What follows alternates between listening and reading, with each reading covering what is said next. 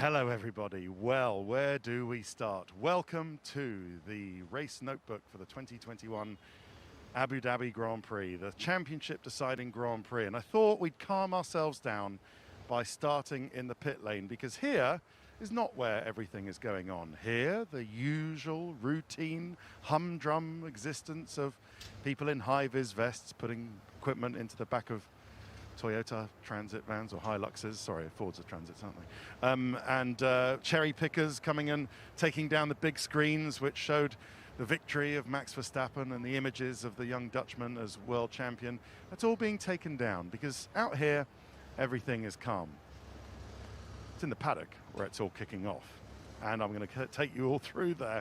But what have we seen today? Well, we've seen one of those races. We've seen an incredible race where circumstances, sporting circumstances of safety cars, of rules, of where you are on the track, of really dictated things. From the very first one, when Lewis Hamilton, in any other racing series, and it's not particularly my view, I don't really care either way, but talking to racing drivers up and down, in any other series, and Hamilton have gone off, even with the excuse of being pushed off and left nowhere to go, he would have to give the place to Max Verstappen. But that aside, and then we got to the end where Verstappen did pit. He pitted twice under safety cars, or virtual safety cars, and then he got the stronger tyres, the newer tyres, to the end. And so it leaves Mercedes challenging the outcome of the World Championship. This is actually the stewards' kind of waiting room. We'll just do a sort of little flyby, and I can understand why that chap has got his feet on the desk, because their steam must be coming out of their ears. That's not the stewards' room. They don't leave that open to public view, understandably. The stewards' room is very nicely hidden around out there at the back. But the FIA have a big job to do now. Mercedes are going to throw everything at it. So Mercedes actually have their hello. Yes, thank you very much. Yes, Mercedes have a QC here. It's Paul Harris QC, who actually dealt with some of was it Tiregate, or anyway. So Mercedes have brought their QC out here because they thought there was going to be, or they suspected there might be, something like this, and it was worth having a legal expert on site. Well, that's turned out to be money well spent, because, well, we can see them all now coming in and out of, I think you're just watching them all coming in and out of the stewards' room. Christian Horner and Jonathan Wheatley have gone in there. I don't know if Red Bull have a lawyer here to argue their case, and Ron Meadows and Andrew Shovlin coming in and out. So what's the best thing to... Well, let's just do a little précis first. What Mercedes are trying to get overturned is the race result. They feel that Max Verstappen should be given a 5-second penalty, but actually for overtaking under the safety car. But also, it's a more global problem that they have with the interpretation of the rules. Now, that is harder to apportion any kind of penalty to.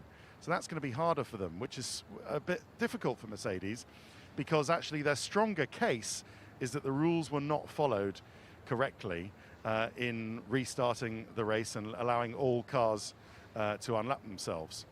They feel that that's their stronger case. They accept that the Max Verstappen passing under the safety car is probably very difficult to prove, because at the moment you've just got one car. Onboard camera, yes, you'll be able to see Verstappen's onboard camera as well as Lewis's. There'll be exterior CCTV shots and everything else. But they feel that they are less likely to win on the Max Verstappen passing Lewis Hamilton under the safety car, because we're only talking a few inches here and there, the length of a nose here and there. So that's the issue that we have. But make no mistake about it, Mercedes are looking to overturn the outcome, as we believe it at the moment, of the World Championship. Now, FIA, they really find themselves, the sports governing body, they find themselves in the firing line. So I don't think anyone in this paddock, well, I know, no one in this paddock used to the sort of real world, how these things work of Formula One, expects the FIA to find in Mercedes' favour. Mercedes need to know that the right process has gone through, and it all comes back, doesn't it, to Michael Massey, the performance of Michael Massey tonight. And the unfortunate whole thing about Nicholas Latifi leaves the paddock. Bye, Nicky. Have a good. Oh, he's not listening to. I think the important thing to reflect is that all of Michael's instincts today were to do the right thing. His instinct on Lewis Hamilton not giving the place back to Max Verstappen on the first lap was that, okay, well, you know, we've seen things like this before, effectively suggesting, although they never, of course, said that Max has done plenty of these things before and we've allowed it to stand, hangover from Brazil turn 4. And as long as Lewis gives whatever he gained back and they carry on, you know, nose to tail, then that seems to be the fair thing to do for racing. Of course, then that is fraught with dangers of interpretation and stuff like that. But you can see how Michael Masi was trying to do the right thing based on what had happened with Verstappen or decisions in the past. And that, again, is a problem because a lot of people were wondering, well, look, is this some kind of payback? Is this Michael Masi or the stewards, led by Chief Steward Gary Connolly, saying, look, Max, we've seen it when you've done these kind of things before and you've gone off and rejoined, then, you know, we've allowed those things to stand. And this is just sort of being consistent with those kind of let them race philosophy, which is also true. That's also true. But what it's meant, and this goes back to the I think the important thing to reflect is that all of Michael's instincts today were to do the right thing. His instinct on Lewis Hamilton not giving the place back to Max Verstappen on the first lap was that, okay, well, you know, we've seen things like this before, effectively suggesting, although they never, of course, said that Max has done plenty of these things before and we've allowed it to stand, hangover from Brazil turn 4. And as long as Lewis gives whatever he gained back and they carry on, you know, nose to tail, then that seems to be the fair thing to do for racing. Of course, then that is fraught with dangers of interpretation and stuff like that. But you can see how Michael Masi was trying to do the right thing based on what had happened with Verstappen or decisions in the past. And that, again, is a problem because a lot of people were wondering, well, look, is this some kind of payback? Is this Michael Masi or the stewards, led by Chief Steward Gary Connolly, saying, look, Max, we've seen it when you've done these kind of things before and you've gone off and rejoined, then, you know, we've allowed those things to stand. And this is just sort of being consistent with those kind of let them race philosophy, which is also true. That's also true. But what it's meant, and this goes back to the unlap themselves with the bargaining, with the Christian Horner and Toto Wolff on the radio and all the team managers, to the bargaining about, are we going to get this race underway again after the safety car? And in a sense, Masi is a victim of his own collegiate approach to FIA stewarding, and race directing, wanting to keep everybody happy. What you need, of course, is a bully. What you need, of course, is a dictator. What you need, of course, is an uncompromising, hard-nosed, potentially a previous, you know, team manager, poacher turned gamekeeper. After all, that's what Charlie Whiting was before his untimely passing, of course. And Masi hasn't been he's very well experienced, of course, and he's learning on the job, but he hasn't been in that position in Formula One. Now, you might question whether Masi is the right man for the job. I think undoubtedly he is. He's learning, and I think he'll get the absolute full support of the FIA because, as I say, he's been trying to do the FIA's work in a collegiate way to allow the racing. Now, it's unfortunate that it seems that he was interpreting the rules as he went along with the safety car restart, allowing some drivers to overtake, 4 or 5 of them, but not the rest, 4 or 5 others, which has led to a different outcome of the World Championship. And you know, I like to start some of these with a quote. I know it's not starting, done 7 minutes already, but Michael Masi can decide what he wants. And that's a quote from Nico Rosberg, Abu Dhabi 2021. And today, Michael Masi did decide the outcome of the World Championship. And while his position is very difficult at the moment, I think he will, on balance, have the full support of the FIA and hopefully for his sake, because I think, again, the impetus was that he was trying to do the right thing. He will stay in his position, but that's something to watch out for over the balance of the year. Right, shall we do Mercedes? And, well, congratulations to Mercedes, because they are this year's World Constructors' Championship champions. It's 8 in a row, so Mercedes have done 8 World Constructors' Championships in a row, and that is something to be congratulated. That means that everybody in the team gets a big bonus, the kind of which you can buy a new kitchen with, and depending on what materials you want to put in your kitchen. So everybody here with having a little bit of dinner, they've all won the Constructors' Championship, but don't they look annoyed about it? They don't want to. I think they do care, but obviously they feel they've been robbed by a quirk, a strange interpretation of the rules that were different to what they understood when they made their decisions to not win an 8th in total World Drivers' Championship with Lewis Hamilton. For his part, I think Lewis Hamilton is sanguine about it. Is taking it very well. Certainly seemed to be. The only part we've seen of him. Maybe he's annoyed up there in his driver room, but he's not letting on that. Maybe Angela can indicate whether Lewis is sanguine about the whole thing. Is Lewis sanguine about the whole thing? Well, I shouldn't ask her really, but maybe it's not fair. But I think he is. Listen, if Mercedes, who we think have sacrificed this year to concentrate, to concentrate on next year, if they're as far ahead as we think they are with next year's car, then perhaps Lewis Hamilton won't have to wait too long for that 8th World Championship. And they have won the Constructors. They are the Constructors. They've done 8 in a row. Right, should we do Mercedes race? And then let's get on to Red Bull's race and where we are. You see what you can see. Constructors, yes. So they are first in the Constructors, which is where they were last year as well. So there's no movement there. Lewis Hamilton was second in the race. Valtteri Bottas 6th. A great start from Lewis Hamilton, but got past Max Verstappen at the first hairpin. Went off because Mercedes felt that Lewis had been given no choice by Max Verstappen, who pushed him off, and Lewis just went across the runoff because he had to. He had nowhere to go. But then kept the gap, was extending the gap, but then kept it, stayed out under the virtual safety car. That gave Max Verstappen the first chance to pit under the virtual safety car, which he did, fresh tyres. And then Max Verstappen pitted under the safety car itself for the soft tyres, having stopped for the new hards under the virtual safety car, and that meant he was actually sunk. He was completely sunk. He had no chance of retaining the lead, Lewis Hamilton, once the proper safety car went in. It was one lap, and he... You don't dare put 2021 on here. It's all right, it's only a joke, don't worry. Congratulations. Congratulations. I'm not going to do it. We're waiting for the confirmation. Yeah, congratulations. Did you go crazy at the end? What a season. What a season. About today. I know. Well, no, let's not forget about today. Today was mad. Let's take today out of the... All right, okay, I know. What a season it's been. I've got to move on. Well done. So he was told to give the place back. Sorry, he wasn't given the place back. So Max Verstappen pitted on lap 17. Sergio Perez backed him up. Sergio is an animal, and is anyway it was described by Max's engineer to Max on the radio. Sergio did a great job backing Lewis into Max. And if anyone's thinking of producing some sort of knockoff Red Bull merch, Sergio Perez is an animal with a picture of a Sergio Perez as kind of an animal might be quite a good T-shirt to do. Just tip there. He had to retire due to, apparently, there was an oil and water pressure drop in the engine.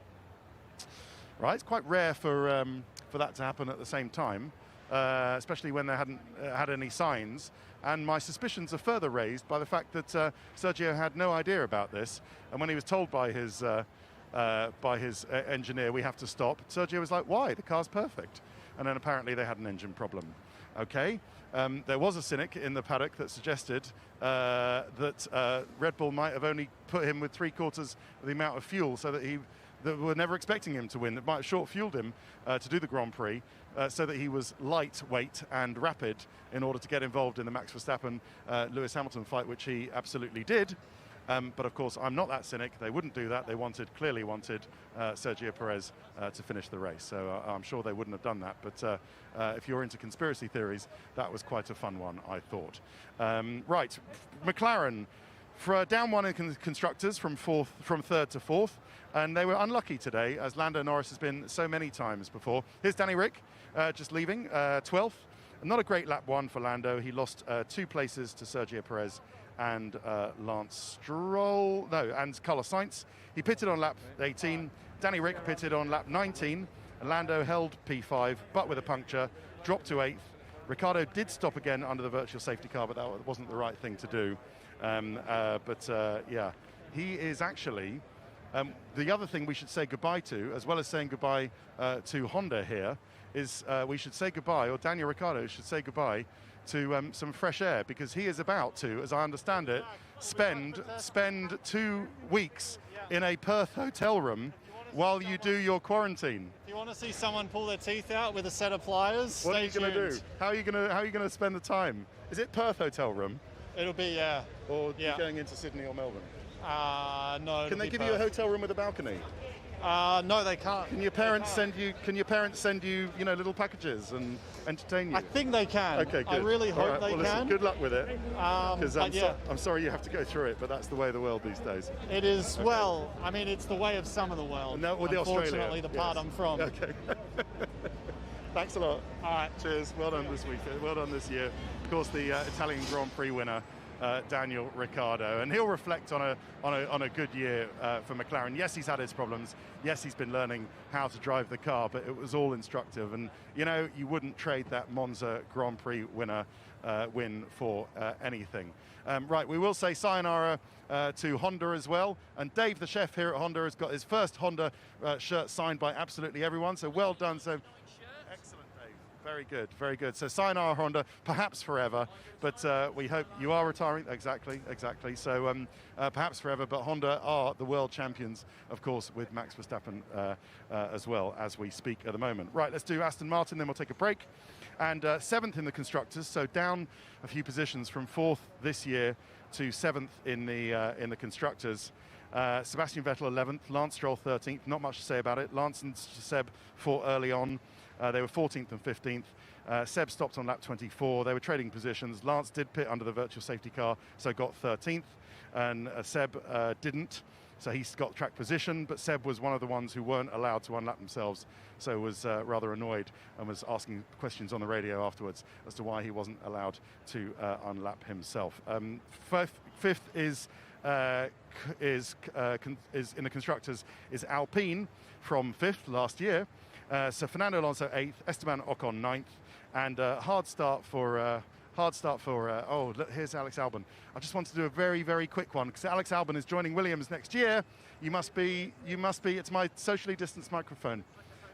Yes, thank you very much. Wingardium Leviosa. You like that?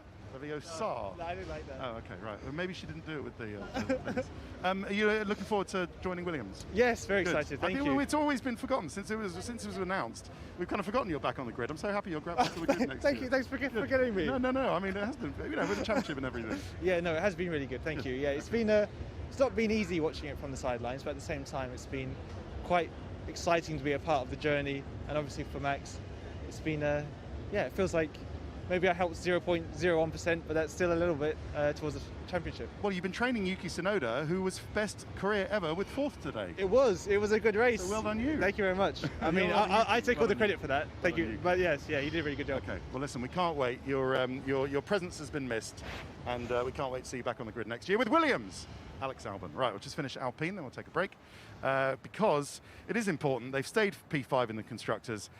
Fernando stayed out until lap 37, stopped under the virtual safety car with Pierre Gasly, and they fought very keenly after that, but Gasly got the better of him.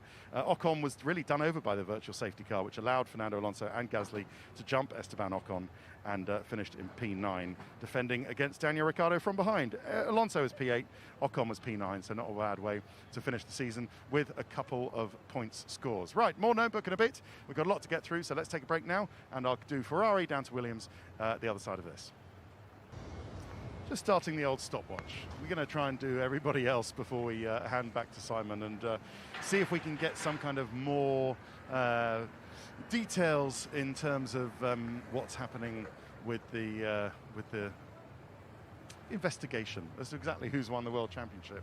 But for the meantime, let's continue with the race notebook, shall we, for the 2021 Abu Dhabi Grand Prix with Ferrari, and 3rd in the Constructors. So they are up 3 places from 6th, 5th, 4th and 3rd. So maybe that's up very well done from 7th, from 6th to 3rd in the Constructors' Championship. So they've done very well. Thanks to a podium for Carlos Sainz. Yay! But Charles Leclerc only 10th, so very disappointing for Charles Leclerc. Charles Leclerc pitted first, bit of a slow stop. Sainz overcut Lando Norris and stayed ahead of the McLaren driver. Did a good job tyre saving, they said on the radio to him.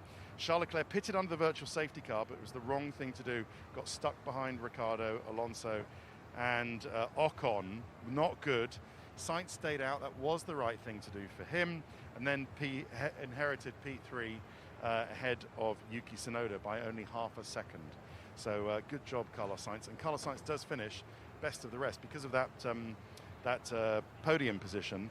He does finish P5 in the Drivers' Championship, best of the rest behind the two Red Bull and Mercedes drivers. So that's an excellent debut season with Ferrari for Chile himself, who's really taken to this team like a duck to water and is clearly going to give Charles Leclerc. What a great lineup that is, Charles Leclerc and Carlos Sainz. I don't think Charles Leclerc would have expected Carlos Sainz to finish ahead of him in the Drivers' Championship, but Sainz has done it through speed and maybe having a few less issues than Charles Leclerc had over the balance of the season. Now, nobody around at AlphaTauri, which I'm a bit surprised about because Yuki Tsunoda has had his best, well, I think they've had one of their best races of the year, but it hasn't been enough to propel them into 5th in the Constructors. They stay 6th in the Constructors. Sorry, they move up one from 7th to 6th in the Constructors, but they've had a great car this year, and really maybe they deserve 5th in the Constructors. Pierre Gasly with 5th today, Yuki Tsunoda 4th.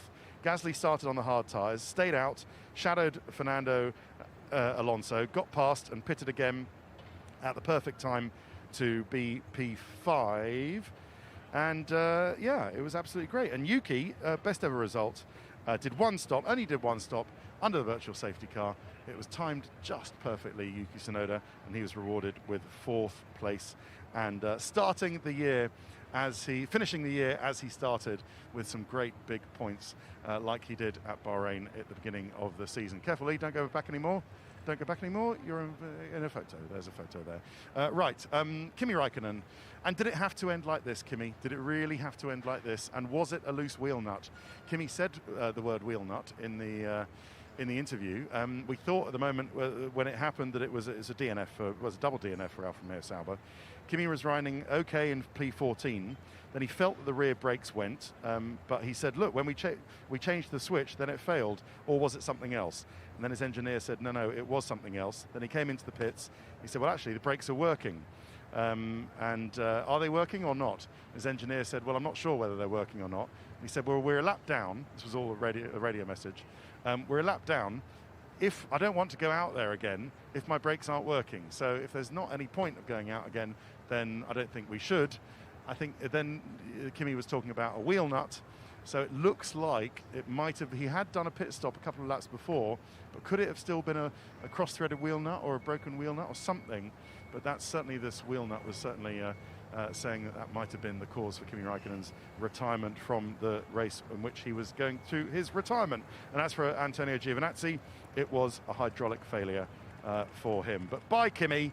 You know, we love him, don't we? I love Kimi Räikkönen. He's such a great lad. He's such a great character, and I think his driving is underrated. You know, James Allison. I'm always reminded of James Allison's words when he worked with Kimi Räikkönen at Ferrari about Kimi. Please go ahead. He's got soft hands. The thing about Kimi, James Allison said, is that he's got soft hands, and he can just feel every single thing that the car is doing at all times, and is so good on technical feedback. And that's his strength. And all the stuff about not giving he does give a, that's the thing, he just makes out like he doesn't, and that's what people like him for, because he's just a hard racer. Not a great day for Haas F1, it has to be said. Nikita Mazepin tested positive for COVID. I don't know how he got it, because we've all been in sort of a bio bubble really since maybe he went somewhere after the Saudi Arabian Grand Prix, because we're all tested every couple of days here. And I assume he would have got tested. Well, he would have got tested when he left Saudi Arabia. Maybe he got it somewhere in between Saudi Arabia and Abu Dhabi. But in any case, we wish Nikita Mazepin well, because it's not nice having COVID, and hope he's okay. But he did test positive, so wasn't racing at all. Pietro Fittipaldi is taking his place in the test next week, so he did not start. Mick Schumacher, P14 for him. First to pit on lap 11 with worn-out tyres. Sorry, Jack Aitken, you can't take him anywhere. And wasn't one of the ones who was allowed to overtake under the lapped cars may overtake under safety car at the end, and so finished 14th. did Mick Schumacher. And finally, Williams, who move up from 10th and last in the constructors. Sorry, Haas dropped down from, sorry, I forgot, Alfa Romeo dropped down 1 place from 8th to 9th in the constructors. Haas dropped down 1 from 9th to 10th in the constructors, and Williams move up 2 places from 10th to 8th in the constructors, but it was a double DNF for them today. George Russell with a gearbox, Nicholas Latifi with a gearbox failure, and George Russell having had a few nice send-off messages early on. Lee, this way.